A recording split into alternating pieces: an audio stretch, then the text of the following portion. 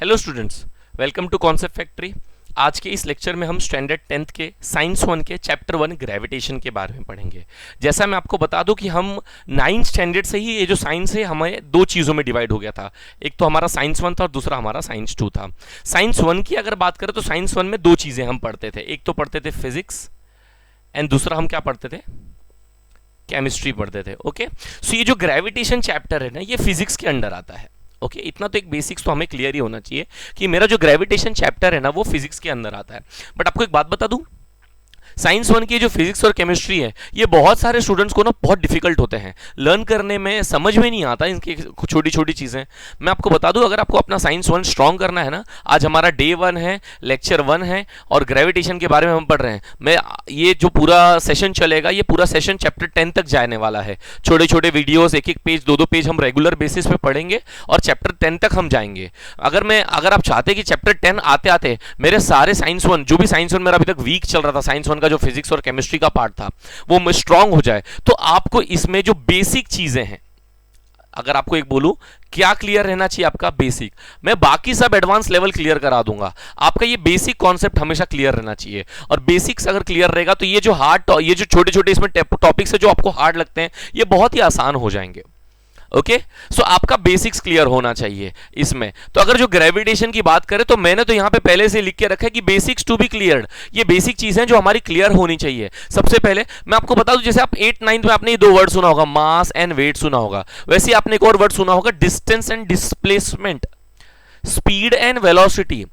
अब क्या है ना सर, सुना तो बहुत बार है बट क्या इसका मतलब नहीं पता हमें। अगर मैं किसी को पूछूं कि इसका मतलब क्या होता है तो बहुत कम ही बच्चे इसका जवाब दे पाते हैं। बाकी लोग सर सुना तो बहुत है बट इनके बीच का डिफरेंस, मास और वेट का एक्चुअल मतलब क्या है, किसी को कुछ नहीं पता होता। ओके, और यही छोटी छोटी चीजें आगे जाकर हमें चैप्टर्स पढ़ने में बहुत प्रॉब्लम देती है।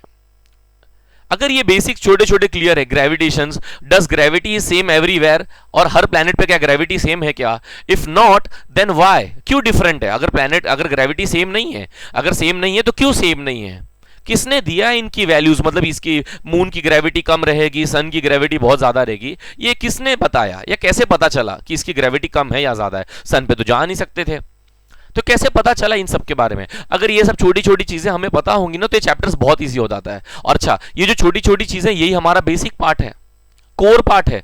साइंस पढ़ने के लिए हमें यही सब चीजें तो थोड़ा ज्यादा इंपॉर्टेंट रहेगी। तो ठीक है, आज के लेक्चर में हम ये पहले बेसिक पार्ट को क्लियर करेंगे, फिर पेज वाइज हर एक पेज में क्या क्या इंपॉर्टेंट बात है जो आपको पढ़नी चाहिए, उस हिसाब से हम नेक्स्ट लेक्चर में जाएंगे। सो आज के हमारे लेक्चर का टारगेट, आज का लेक्चर ज्यादा लंबा नहीं जाने वाला है, बस ये चार चीज को हमें क्लियर करना है, जिसमें से सबसे पहला मास और वेट है। क्या हमने कभी मास और वेट सुना है ये वर्ड? अगर आपके मन में जवाब आ रहा है यस, तो आपके मन में एक और सवाल उठना चाहिए कि मास और वेट क्या सेम चीज है कि अलग अलग चीज है। सर अगर ये सेम चीज है तो ये नाम अलग अलग क्यों दिए? साइंस हमें कंफ्यूज करने की कोशिश कर रहा है क्या? ऑलरेडी पढ़ने को इतना कुछ है, अगर मास वेट का मतलब सेम होता या सब कुछ सेम होता तो ये नाम अलग अलग क्यों होते? ओके, अगर दो अलग अलग चीजों के नाम है तो इसका मतलब इन दोनों का मतलब थोड़ा अलग अलग होगा। अगर सबसे पहले मैं आपको वेट बताता हूं, अच्छा, आप मैं जो भी बात बोलूंगा आप उसको ना अपने दिमाग में या फिर थोड़ा माइंड में ना मेमोराइज करने की कोशिश करना कि ऐसा कभी हुआ है कि आपके साथ। आप फॉर एग्जांपल कभी किसी दुकान पे गए और दुकान पे वो इलेक्ट्रॉनिक वेइंग मशीन होता है, पता है, वो वजन देखने वाला इलेक्ट्रॉनिक मशीन है। अंकल जैसे ही कुछ सामान लेने के लिए पीछे मुड़े, आप अपना क्या करोगे पता है, अपना एक हाथ धीरे से वेइंग मशीन पर रख देते हो और देखते हो उसमें वेट जो आ रहा है ना वो ऐसा समथिंग 1 kg या कुछ भी आ रहा है, ग्राम्स में कुछ भी आ रहा है। अच्छा, आपको ना तभी भी मजा नहीं आएगा। मजा कब आता है पता है? जब आप उसमें और ऐसा जोर से प्रेशर लगाते हो, और जोर से प्रेशर लगाते हो, इतना जोर से प्रेशर लगाते हो ना, क्यों ऐसा आता है 10 kg, 100 kg। आप कैसे, ये जो केजी है, ये जो आपने किया, आपका हाथ क्या 1 kg का है? चलो 1 kg का हाथ है, आप सनी देओल तो नहीं हो जो 2.5 किलो का हाथ होगा, चलो मान लो 1 kg का हाथ है। आपका हैंड का जो वजन था वो 1 kg का था, बट वही हैंड का वजन क्या हो गया, 10 kg हो गया। अरे तो ये 1 kg का है हमारा हाथ कि 10 kg का है, ये कैसे पता चलेगा? हमने क्या अप्लाई किया? हमने फोर्स अप्लाई किया है। क्या अप्लाई किया है? फोर्स। और हमारा जो वेट होता है ना वो फोर्स पे ही डिपेंड करता है। किस पे डिपेंड करता है? फोर्स पे। जैसे कि मेरा वजन अगर अर्थ पे बोलूं तो वो 80 kg है, रियल बता रहा हूं, हाँ फेक नहीं बता रहा हूं, 80 kg है। कहां पे हूं मैं अभी? अर्थ पे हूं। कहां पे हूं? अर्थ पे। और मैं चला गया मून पे। कहां चला गया? मून पे। अच्छा, मून पे क्या मेरा वेट 80 kg होगा? नहीं। ज्यादा हो जाएगा क्या? नहीं नहीं, ज्यादा नहीं होगा। क्या हो जाएगा? कम हो जाएगा। अच्छा मान लो कम होके कितना हो गया? ये 40 केजी हो गया। कम होके कितना केजी हो गया? 40। मेरा वेट कम हो गया ना? कैसे वेट क्यों कम हो गया? क्योंकि अर्थ पे सर ग्रेविटी ज्यादा है एज कंपेयर टू मून। मेरी बात ध्यान से सुनना, अर्थ पे ग्रेविटी ज्यादा है बट किसके कंपेयर में? मून के कंपेयर में। और मून पे ग्रेविटी क्या है? कम है। इसलिए जो मेरा वेट है वो भी वहां पे कम आ रहा है। बट इन दोनों प्लैनेट्स को छोड़ो, इन फ्यूचर अगर पॉसिबिलिटी हो जाए और मैं कहां चला जाऊं? सन पे चला जाऊं। कहां चला जाऊं? सन पे। कहां चला जाऊं? सन पे।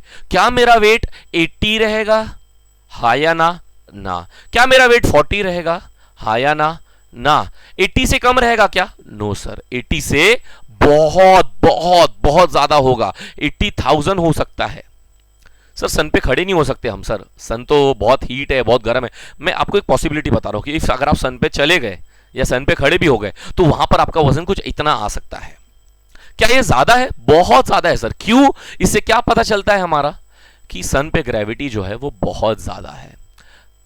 ओके सो ये जो छोटा कॉन्सेप्ट है जिसमें हमें पता चला कि अर्थ पे हमारा वजन कितना है, हमारा वेट मून पे कितना है, हमारा वेट सन पे है, अलग अलग है कि नहीं है? 80, 40, 80,000 अलग अलग है। और ये जो हमारा वेट है, ये जो हमारा वेट है, ये किस पे डिपेंड कर रहा है? अल्टीमेटली ग्रेविटी पे। जिस प्लेनेट पे ग्रेविटी ज्यादा, वहां पर मेरा वेट भी क्या हो जा रहा है? ज्यादा हो जा रहा है। यस और नो? और जिस भी प्लेनेट पे ग्रेविटी कम हो जा रही है वहां पे वेट भी मेरा क्या हो जा रहा है? कम हो जा रहा है। इसका मतलब मेरा जो ग्रेविटी है वो डायरेक्टली प्रोपोर्शनल है वेट के। किसी भी प्लेनेट पे चले जाओ, जिस भी प्लेनेट पे ग्रेविटी ज्यादा होगी वहां पर आपका वजन ज्यादा होने वाला है।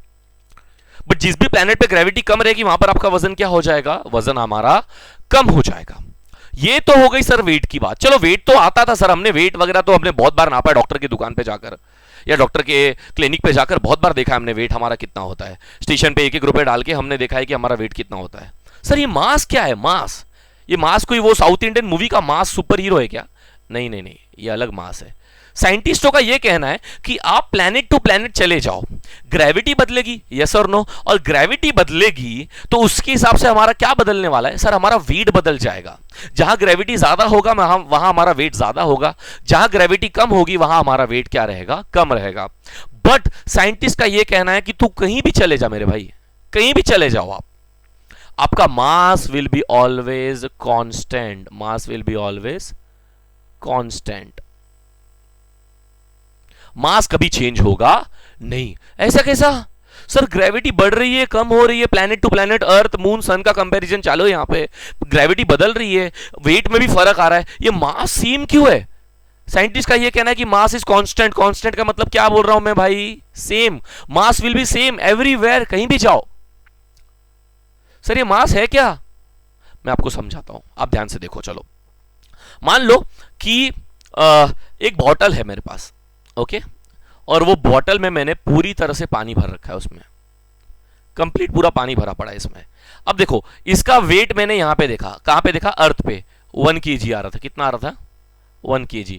मैं लेके चला गया मून पे। कहां लेके चला गया? इसी बॉटल को, सेम बॉटल को लेके चला गया, सेम चीज जैसा था वैसे का वैसे पूरा रॉकेट में भर के मून में आ गया, मून पे आ गया इसके साथ। अच्छा मून पे इसका वेट ज्यादा रहेगा कि कम रहेगा इस बॉटल का? अगर आपके मन में जवाब आ रहा है ना कम है, तो आप सही जा रहे हो, ठीक है। वहां पर कम रहेगा मून में इसका वेट। क्यों कम रहेगा?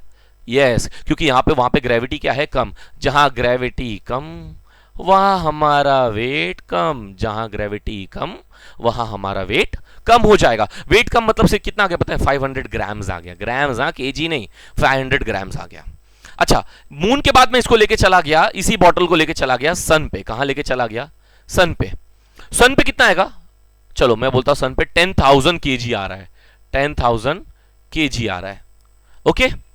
प्लैनेट टू प्लैनेट चेंज होने के बाद इस बॉटल का वजन 1 kg, 500 ग्राम, 10,000 kg वेट चेंज हो रहा है। बट क्या इसके अंदर जो मैंने पानी भर के रखा था वो कम ज्यादा हो रहा है क्या? हाँ या ना? नहीं हो रहा है सर, पानी फिक्स है, बस वजन ऊपर नीचे हो रहा है। मैं लेके चला गया मून पे, मून पे इसका वजन कम हो गया। वजन कम हो गया तो चलो ठीक है, समझ में आ रहा है, ग्रेविटी कम तो वजन कम। क्या इसके अंदर का पानी कम कर दिया था मैंने, या पानी बढ़ा दिया था? सन पे लेके चला गया, सन पे कितना आ रहा था? 10,000 kg आ रहा था। क्या इसके अंदर पानी बढ़ा दिया जो इसका वजन बढ़ गया? नहीं सर, ग्रेविटी बढ़ा था इसलिए वजन बढ़ गया था। इसका मतलब इसके अंदर का जो पानी था वो हमेशा क्या था, सेम। किसी भी प्लेनेट पे चले जाओ हमेशा क्या रहेगा, सेम रहेगा। मास का यही डेफिनेशन है। मास और वेट थोड़े से ज्यादा फर्क नहीं है, लेकिन है फर्क उनमें। मास और वेट में क्या फर्क है, मास का डेफिनेशन क्या है, the amount of matter present in any object is known as mass. किसी भी ऑब्जेक्ट में मैंने कितना मास भर रखा है यही तो होता है। किसी भी ऑब्जेक्ट में मैंने कितना मैटर भर रखा है यही मेरा क्या होता है, मास होता है। वेट जो होता है वो टोटली डिपेंड करता है ग्रेविटी पे। जहां ग्रेविटी ज्यादा वहां वेट ज्यादा, जहां ग्रेविटी कम वहां वेट कम। But mass will be always constant everywhere. Mass कभी मास कभी चेंज होगा नहीं होगा, बिल्कुल भी चेंज नहीं होगा। ओके, फॉर एग्जाम्पल मेरे पास एक थैली का बैग है जिसके अंदर 10 एप्पल्स है मेरे पास। मैं अर्थ पे खड़ा हूं और वो 10 एप्पल्स मेरे यहाँ पे 5 kg के हैं। चलो 5 kg के, अच्छे अच्छे एप्पल है कश्मीरी, 5 kg के हैं, और मैं चला गया मून पे लेकर। वही बैग का वजन ना मुझे हल्का हल्का फील होगा। मैं बोलूंगा अरे 5 kg का था, अचानक ये 600-700 ग्राम का कैसे हो गया? एप्पल कम हो गए क्या उसके अंदर के? नहीं नहीं नहीं, एप्पल अभी भी 10 ही है। मैंने काउंट किया, एप्पल अभी भी 10 है, बट इनका वजन क्या हो गया, कम हो गया। किसकी वजह से? ग्रेविटी की वजह से। ग्रेविटी की वजह से इनका वजन तो कम होगा, बट अंदर की क्वांटिटी अभी भी उतनी है, 10 एप्पल्स ही हैं। चला गया सन पे लेकर, इतना भारी हो गया भाई साहब, बाप रे, उठा नहीं सकते सर सन पे। क्यों? सन पे यही जो 10 एप्पल का वेट था ना, इतना वजन हो गया, इतना भारी हो गया कि समझ में नहीं आ रहा कितना वजन हो गया। ये बहुत वजन हो गया सर। लेकिन क्या 10 एप्पल्स के 20 एप्पल हो गए क्या जो वजन बढ़ गया इसका? नहीं, अभी भी कितने एप्पल्स हैं? 10 ही एप्पल्स हैं। मतलब अंदर की क्वांटिटी क्या है, सेम है। अंदर की क्वांटिटी क्या है, सेम। वो कभी चेंज होगी नहीं होगी। और वो अंदर की क्वांटिटी, वो अंदर का मैटर, वही क्या होता है हमारा, मास होता है। क्या होता है? मास। आपको समझ में आया मास और वेट का डिफरेंस? ये आना चाहिए आपको। क्लियर है? ये आना ही चाहिए आपको। इफ ये कॉन्सेप्ट क्लियर है तो हम आगे जाते हैं ग्रेविटेशन पे। आप सभी ने ग्रेविटी वर्ड सुनी होगी, हाँ या ना? ऑफ कोर्स सुनी है सर, बचपन से सुनी है कि कोई भी चीज अर्थ पे या कहीं पर भी नीचे गिरता है, अर्थ के सरफेस पे या किसी भी प्लेनेट के सरफेस पे गिरता है, और वो जो फोर्स है, इमेजिनरी फोर्स, जिस फोर्स को अप्लाई करके जो भी प्लेनेट है वो सारे ऑब्जेक्ट्स को अपनी तरफ खींचता है, उसी को हम क्या बोलेंगे, ग्रेविटी, या उस फिनोमिना को ग्रेविटेशन बोलेंगे। ये तो हमने बेसिक पढ़ा है, बट आपको बता दूं, साइंटिस्टों का ये कहना है, हमारे सर आइजैक न्यूटन का ये कहना है कि कोई भी ऑब्जेक्ट अर्थ पे गिरेगा ना, कोई भी ऑब्जेक्ट कहां गिरेगा, अर्थ पे गिरेगा ना, तो अर्थ के सेंटर पे ही गिरेगा। अर्थ के कहां गिरेगा, सेंटर पे। अच्छा, फॉर एग्जांपल मेरा ये लाइन पढ़ के मेरा एक सवाल पैदा होता है मेरे दिमाग में कि मान लो मैं रहता हूं अंधेरी में और मेरा एक दोस्त है वो रहता है विरार में। मैं जंप करता हूं यहां पे और वापस गिरता हूं अर्थ पे। अर्थ ने मुझे खींच लिया। मेरा दोस्त विरार में जंप करेगा और फिर वो भी गिरेगा विरार में, वहीं पे गिरेगा। उसको भी अर्थ ने खींचा, दोनों को अर्थ ने खींचा। कौन अर्थ के सेंटर पे गिर रहा है, मैं या वो? अर्थ का सेंटर कहां है, मेरी अंधेरी में है कि विरार में है? सर अर्थ का सेंटर बड़ा होता है, हाँ, ऐसा भी बहुत लोग बोलते हैं। चलो ठीक है, मैं बताता हूं वापस से। मैं अंधेरी में जंप कर रहा हूं और मेरा दोस्त अमेरिका में, वो तो दूर हो गया ना, अमेरिका में जंप कर रहा है। वो जंप करके गिरेगा अर्थ पे और मैं भी जंप करके गिरूंगा अर्थ पे। अब बताओ सेंटर कहां है, अंधेरी में है कि अमेरिका में है? ये छोटी छोटी चीजें वहां लिख के नहीं आती। वो टेक्स्ट बुक वालों को लगता है कि हमारे पास बहुत ब्रेन है, हम बहुत कुछ पढ़ के आए। नहीं, आप पढ़ाइए बेसिक से हमको, हम पढ़ेंगे बेसिक से। देखो ये सवाल जनरेट हो गया ना, वहां पे एक स्टेटमेंट लिखा है कि कोई भी ऑब्जेक्ट अर्थ के ऊपर गिरेगा under the influence of gravity, वो अर्थ के सेंटर पे डायरेक्टेड रहेगा, अर्थ के सेंटर की तरफ ही गिरेगा। बताओ कहां सेंटर है, यहां सेंटर है कि यहां सेंटर है? अब पता नहीं आप बहुत स्मार्ट हो, बट मैं बिल्कुल स्मार्ट नहीं हूं।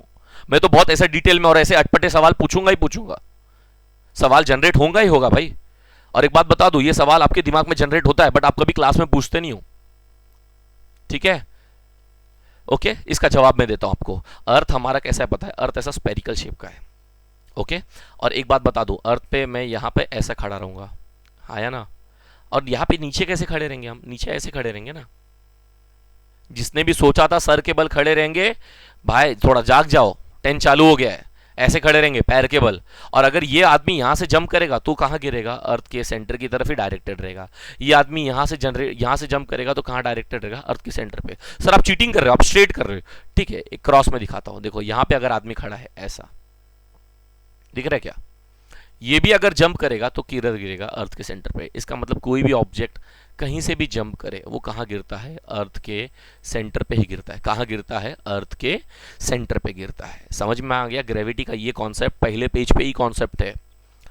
ठीक है, जाना पढ़ना ध्यान से, वैसे भी पढ़ाने वाला हूँ आगे, बट घर पे जाके पढ़ना। आपके लेक्चर्स, आपके जहाँ भी आप पढ़ रहे हो वहाँ पे ये सब पढ़ाना चालू हो गया होगा। ओके, तो भी आप पढ़ लो, ये रिवीजन की तरह है। जब चाहो, जहाँ चाहो, जब मन करे तब ये ओपन कर लो यूट्यूब चैनल और फटाफट इसको देखना चालू करो। ओके, ज़्यादा टाइम लगेगा नहीं आपका। 2x की स्पीड पे देखो, 1x की स्पीड पे देखो, जैसा भी आपको जमे। ऑलरेडी मैं 1x की स्पीड पे ही बोलता हूँ, थोड़ा फास्ट ही बोलता हूँ मैं। ठीक है, बस समझ के लेना और डाउट्स पूछो, और जितना ज़्यादा हो सके उतना ज़्यादा इस वीडियो को शेयर करो। जितने भी आपके दोस्त हैं 10th स्टैंडर्ड में, उनके फायदे की ही है ये चीज़। ठीक है, ओके। सो ग्रेविटी में एक चीज हमने पढ़ा कि कोई भी ऑब्जेक्ट अर्थ पे गिरेगा, किसी भी प्लेनेट पे गिरेगा, तो वो कहाँ गिरेगा? अर्थ के सेंटर पे। कहाँ गिरेगा? अर्थ के सेंटर पे। उसका डायरेक्शन कहाँ रहेगा? कभी कभी क्वेश्चन आता है कि कोई भी ऑब्जेक्ट अगर अर्थ पे गिर रहा है तो वो डायरेक्टेड टूवर्ड्स डैश, तो क्या लिखोगे? Directed towards centre of the earth. Directed towards the centre of the earth पे गिर रहा है तो सेंटर ऑफ द अर्थ। जब जुपिटर पे गिरेगा तो डायरेक्टेड टूवर्ड्स द जुपिटर, मतलब जो भी प्लैनेट्स की बात होती रहेगी। क्लियर है ये बात? ग्रेविटेशन समझ में आ गया? अच्छा, एक सवाल पूछता हूं। मान लो मेरे हाथ में यहाँ पे मैं एक 80 किलो का, एक 80 किलो का या 80 केजी का एक आदमी है, टेरिस पे खड़ा है, और एक 5 केजी का आदमी है, टेरिस पे खड़ा है। ये दोनों अगर टेरिस पे से जंप करेंगे नीचे, जंप करेंगे नीचे, कहाँ जंप करेंगे? नीचे। बताओ सबसे पहले कौन गिरेगा? 80 गिरेगा? हम तो बहुत लोग सोचते हैं कि 80 गिरेगा, बट मैं आपको बता दूं, साइंस कहता है नहीं, ये ग्रेविटी है ना, ग्रेविटी मेरे नजर में, मैं तो इसको बोलता हूं ये माँ है। कौन है ये? माँ, हमारी मम्मी जो होती है ना, माँ है ये ग्रेविटी। कौन है ग्रेविटी? मेरी नजर से, आप जैसा बोलो, ये ग्रेविटी माँ है। और ये ग्रेविटी के दोनों बच्चे हैं जो माँ के पास आना चाहते हैं, बिल्डिंग के ऊपर खड़े हैं और गिरना चाहते हैं ग्रेविटी के पास। तो माँ भेदभाव थोड़ी करेगी, माँ बोलेगी दोनों आना चाहते हैं, दोनों को खींचो। खींचूंगी तो साथ में खींचूंगी, पहले नीचे जाएंगे फिर ऊपर जाएंगे। ठीक है, सो भले वेट 80 केजी का हो, वेट 5 केजी का हो, कोई फर्क नहीं पड़ेगा। घर पे एक एक्सपेरिमेंट कर लो, कोई भी हल्का ऑब्जेक्ट उठा लो, कोई भी वजन ऑब्जेक्ट उठा लो, और उन दोनों को ऊपर से नीचे फेंको। दोनों एक ही टाइम पे दोनों को फेंकना, टाइम में चीटिंग मत करना। एक ही टाइम पे दोनों को फेंकोगे, वो दोनों नीचे एक साथ ही गिरेंगे। क्योंकि कौन खींच रहा है उसको? माँ खींच रही है। माँ कभी वजन पे भेदभाव करेगी? नहीं करेगी। माँ के दोनों बच्चे एक बराबर, दोनों आना चाहते हैं, दोनों आओ, साथ में आओ, साथ में गिर रहे हो तो साथ में ही आएंगे। क्लियर है? ओके, ये भी एक कॉन्सेप्ट है जो हमें पता चलना चाहिए कि ग्रेविटी जो होती है वो हमारे वजन पे, इंसान के या ऑब्जेक्ट के वजन पे डिपेंड नहीं करता।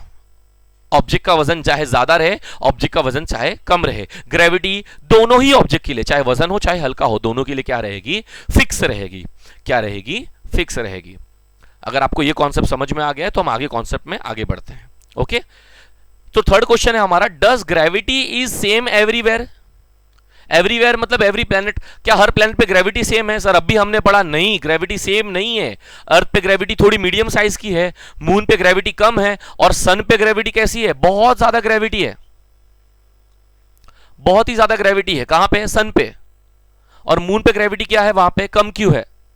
ये सवाल जनरेट होगा ना, क्या अर्थ ने बोला कि नहीं मुझे ग्रेविटी मीडियम साइज की दो या मीडियम लेवल का दो? क्या सन ने बोला कि मुझे ग्रेविटी बहुत ज्यादा चाहिए? इनकी ग्रेविटी में डिफरेंस कैसे आ रहा है?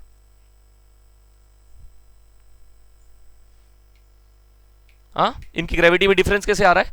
अर्थ का मास, मून का मास और सन के मास को कंपेयर कर लो, आपको खुद ही पता चल जाएगा। जिस भी प्लैनेट का मास ज्यादा होगा उसकी ग्रेविटी क्या रहेगी? ज्यादा रहेगी।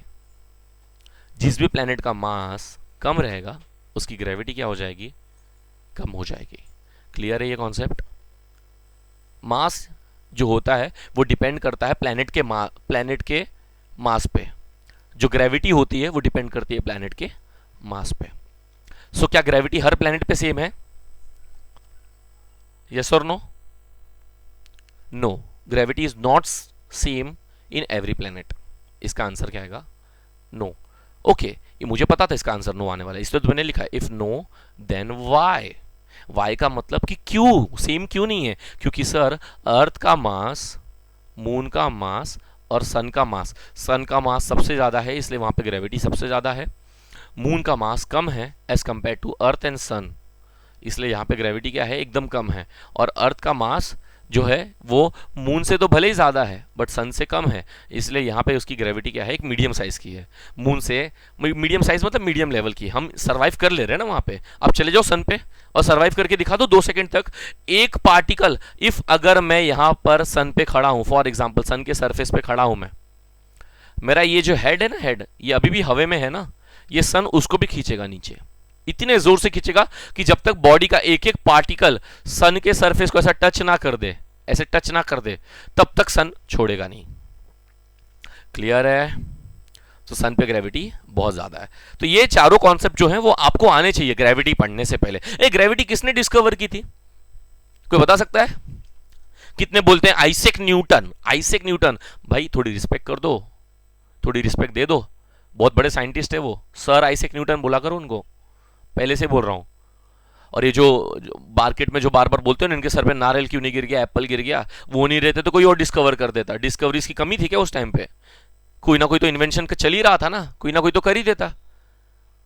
नारियल गिराने वाले आए हैं, ठीक है, पढ़ लो इसको। और सर आइजैक न्यूटन ने पूरे ग्रेविटी के ऊपर पूरा, मतलब जो भी थियरीज हैं उन्होंने ग्रेविटीज के बारे में बहुत ज़्यादा रिसर्च किया है। इस चैप्टर में बहुत सारे अच्छे अच्छे कॉन्सेप्ट्स हैं, जो कैपलर्स लॉ हैं, यूनिवर्सल लॉ ऑफ ग्रेविटेशन है, एस्केप वेलोसिटी है, ऐसे छोटे छोटे कॉन्सेप्ट्स हैं जो हम रेगुलर बेसिस पे पढ़ने वाले हैं। आज के लिए बेसिक कॉन्सेप्ट इतना क्लियर है, पढ़ लो इसको अच्छे से, एक बार इसको वापस से रिवाइज करना है। अच्छा, ये लेक्चर सुनते वक्त अगर आपको कुछ इंपॉर्टेंट लगता है तो पेन और पेपर रेडी रखा करो अपने सामने, पेंसिल पेपर जो आपको जमे वो रेडी रखो, और नोट्स बनाते रहो। 2 में नोट्स देता रहूंगा, नोट्स बनते रहेंगे मेरे, कमेंट सेक्शन में नोट्स डालता रहूंगा। अब ये तो बेसिक्स था इसलिए मैंने इसमें कुछ नोट्स दिए नहीं है कमेंट सेक्शन में, बट आगे वाले चैप्टर्स में मैं नोट्स देता रहूंगा, हर एक चैप्टर के इंपॉर्टेंट पार्ट्स देता रहूंगा, जो आपको उतना ही पढ़ना है आपको।